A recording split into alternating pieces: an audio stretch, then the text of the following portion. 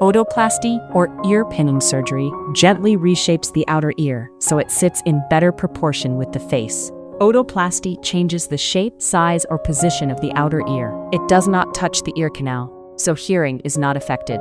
People consider it for prominent ears, asymmetry, congenital differences, injuries, or torn earlobes from heavy earrings.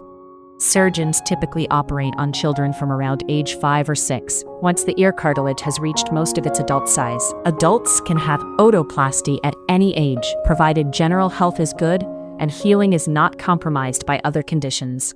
In traditional otoplasty, the surgeon makes an incision behind the ear, reshapes the cartilage, and uses stitches to hold the new fold. Surgeons may score the cartilage, place mustard A or furnace sutures, or reduce the conchal bowl to bring the ear closer to the head. Some surgeons offer an incisionless technique using small punctures and sutures, suitable for selected ears with mild prominence. After surgery, a soft head bandage supports the ears. Expect throbbing, swelling, and bruising for the first few days. Recovery progresses in stages, swollen and bandaged early on, then a headband for weeks, and final shape settled by 6 months. Adults often return to desk work around 2 weeks. Contact sports and swimming are usually avoided for 6 to 8 weeks.